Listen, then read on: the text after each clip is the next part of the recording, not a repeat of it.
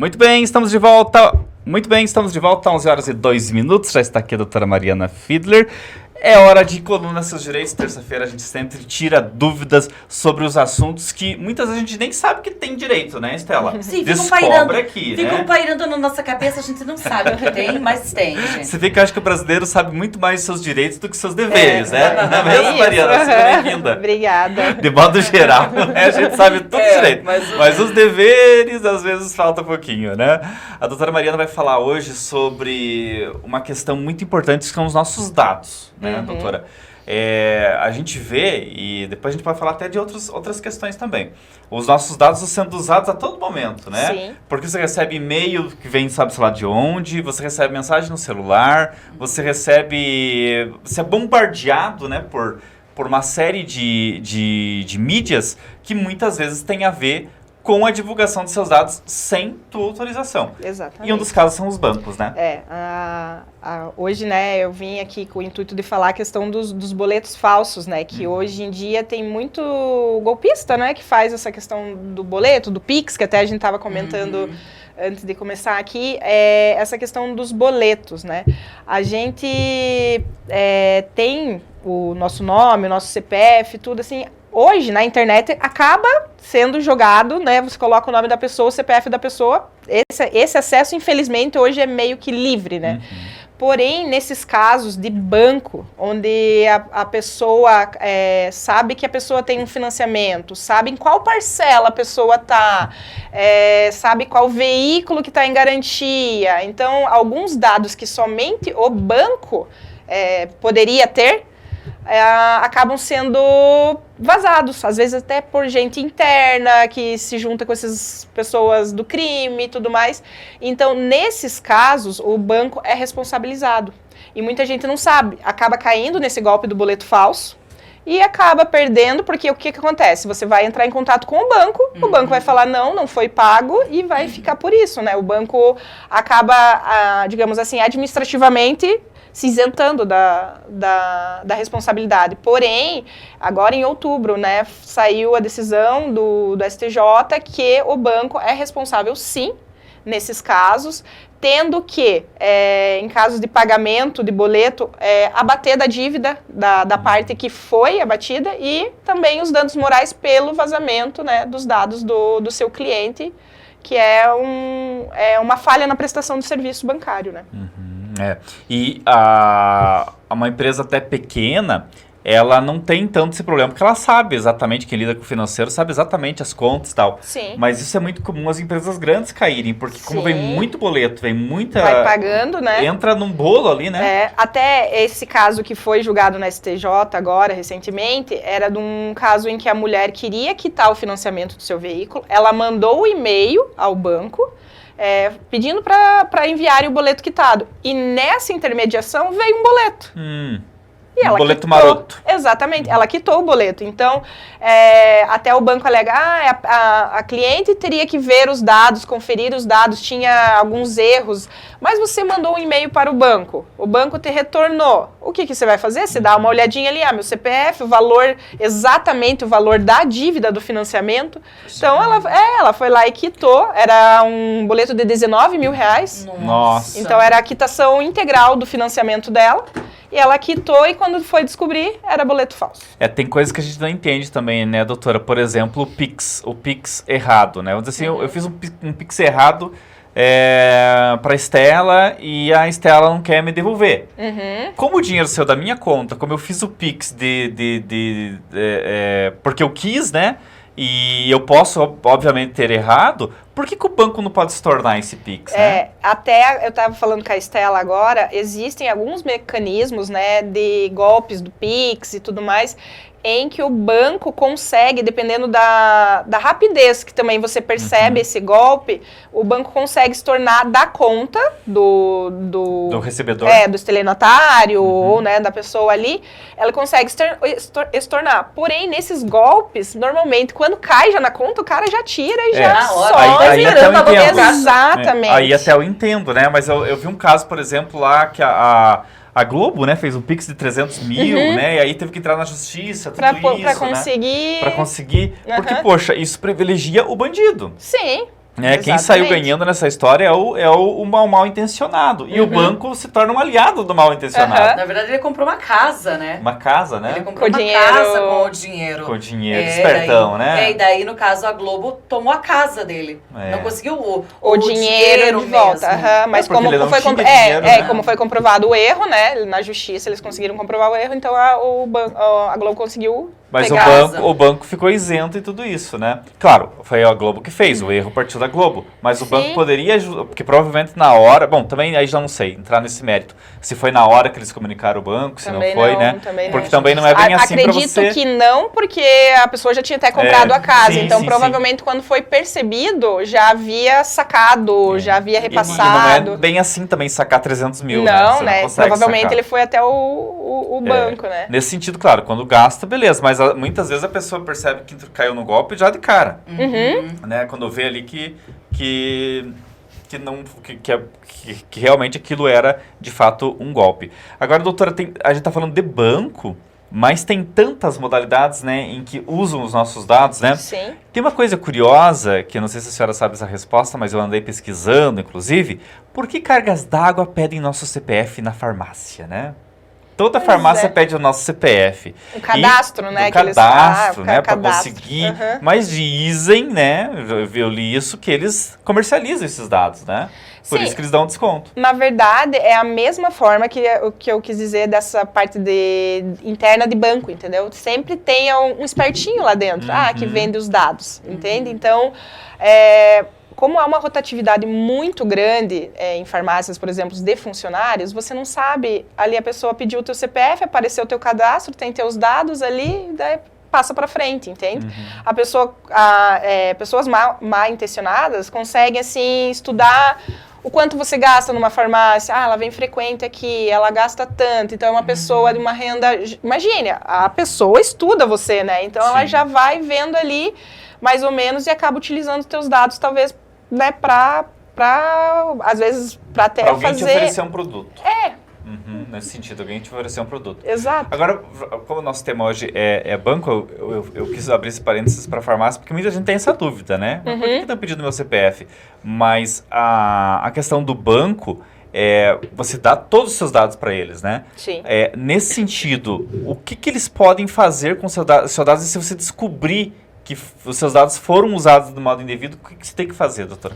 Então, que nem eu falei assim, você acaba descobrindo somente quando acontece alguma coisa de ruim, né? Então, foi um boleto falso, fizeram um empréstimo no meu nome, alguma coisa assim. Então, você só vai acabar descobrindo da pior forma. Que da melhor forma não tem como descobrir mesmo. Então, você vai descobrir da pior forma. E nesses casos, administrativamente, o banco não resolve. Né? Normalmente, não assim, adianta ir lá não adianta. Tem que ir. Eu acho necessário ir até para você ter aquela negativa do banco, administrativamente, dizer a tua boa fé de tentar resolver pessoalmente.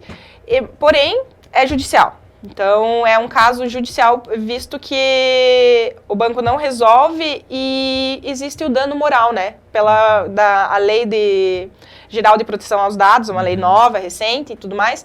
Então, ela condiz, né, que há uma falha na prestação de serviço. E a falha na prestação de serviço gera o dano ao cliente. Nesses casos, danos patrimoniais. Então, gera um dano bem... Às vezes, a pessoa só tinha aquele valor, que nem nesse caso que eu comentei da decisão que tornou, né, ali do STJ.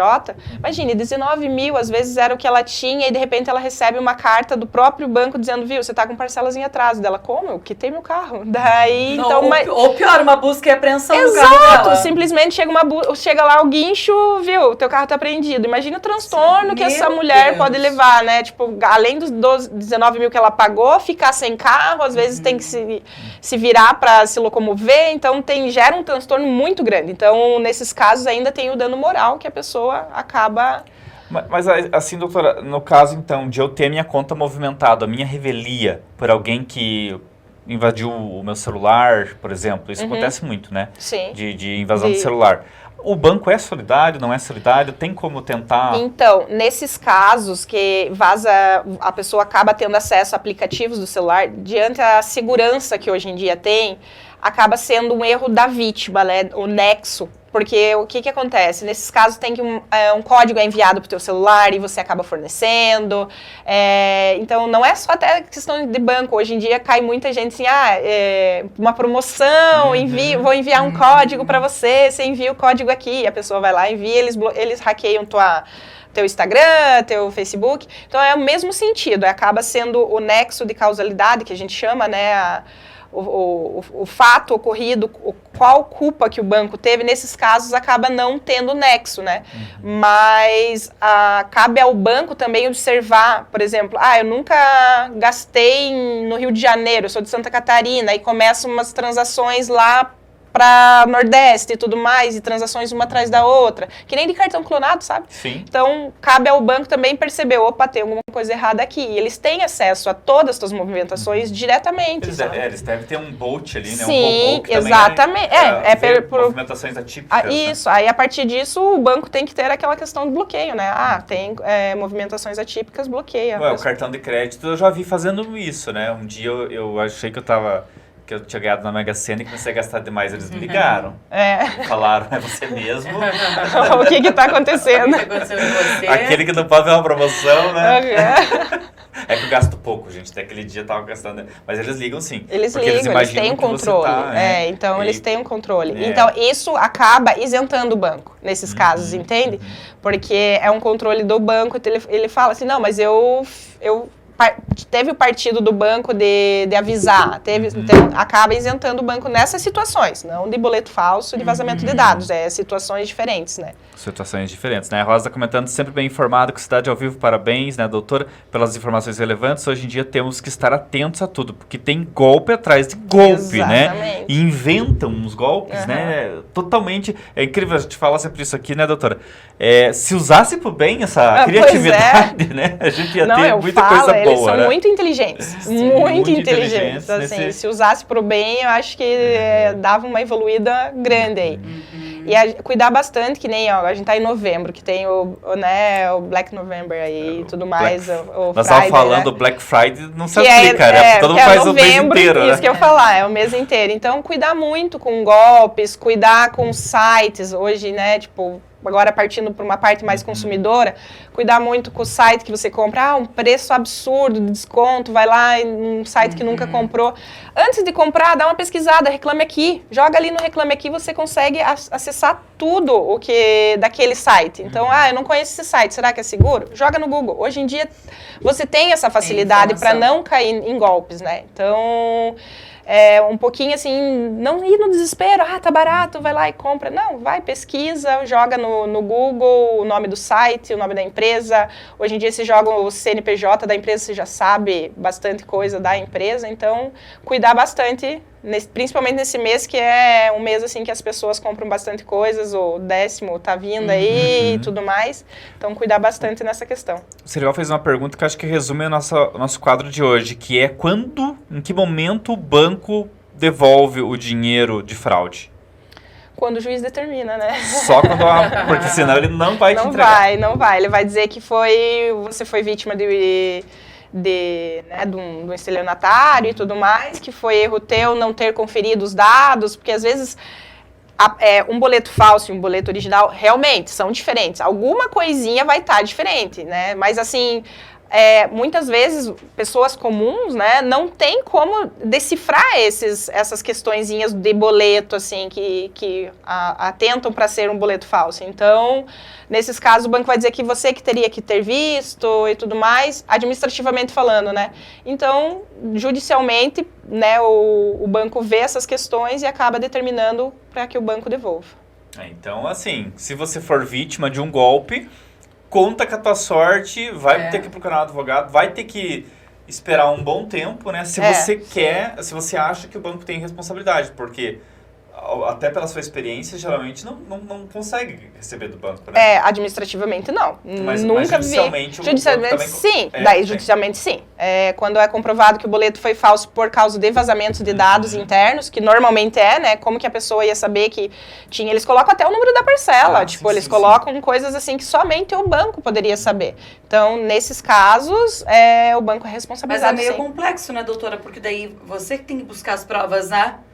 Sim, na verdade, na justiça, a gente ainda, em casos assim, em que o banco e a pessoa física é o consumidor, a gente pede a inversão do ônus. Então, a gente junta o boleto falso, junta o contato que ele teve com o banco, junta as conversas do WhatsApp, que é feita por WhatsApp, quando a pessoa... E eles têm um poder de persuasão muito grande, assim, tipo, essas conversas do WhatsApp, assim, você fala, não, eles estão falando de dentro do banco. Você acredita fielmente que é de dentro do banco.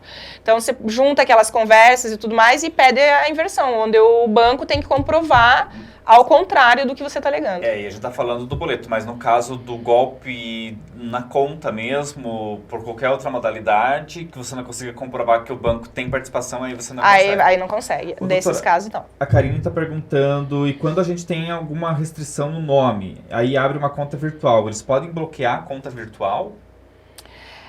Como assim? Bloquear em que sentido? Ela tá falando, tipo, Nubank...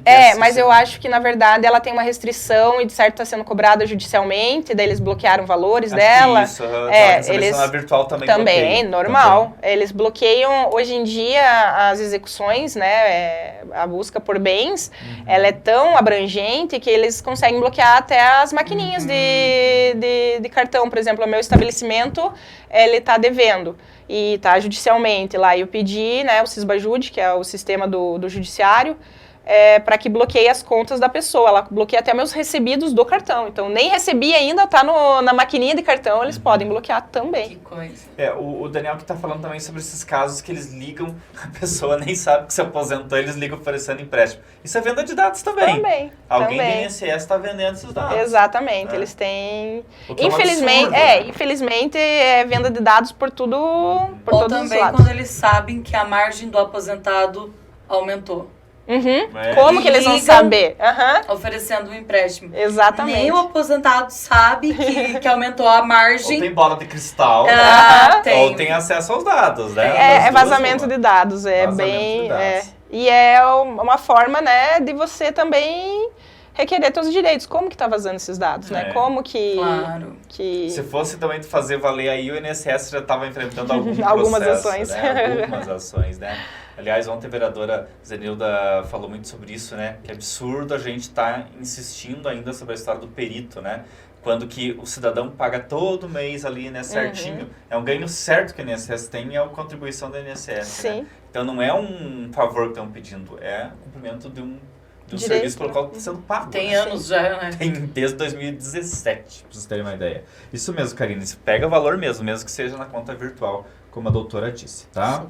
O Alexandre estava me perguntando o golpe do 0800. Minha esposa ligou pro tal 0800 da mensagem recebida e eles tinham todos os dados. CPF, número do cartão, valor do limite, valor da fatura, endereço, enfim, tudo. Meu Deus. Que é aquele que eles ligam do 0800 É aí que vem o golpe. Te convencem pelos dados que eles têm. Exatamente. É esse que a gente que estamos comentando. Eles têm os dados de tudo.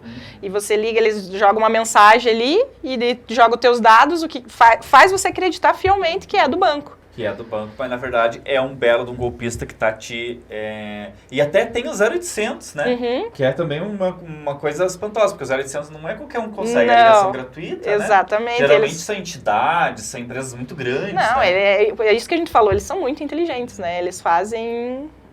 Lembrei do 0900, lembra que quer procurar um namoro, quer procurar tinha o LigueJá do Walter Mercado, 0900. Nunca liguei no LigueJá dele, você ligou? Nunca liguei no LigueJá dele também, não. Ele fazia previsão astrológica. Ele é tarólogo, né? Mas tinha o disque sexo, tinha o disque namoro, tinha o disque astrologia, tinha de tudo, né? O 0900. Um minuto era 50. É isso que eu ia falar, era caro, ninguém... Um minuto era 50 pila. A querida mal dizia oi pro lindo lá no telefone. Vinha tinha do salário dele inteiro. Mas era um oi bem sensual, né? Não era qualquer oi, né? Era um oi que já tremia tudo, né? O Alexandre tá falando que raparam a conta e o banco simplesmente deu as costas, porque na conversa, no aplicativo acabou liberando tudo, né? Olha que triste, horrível, né, Alexandre?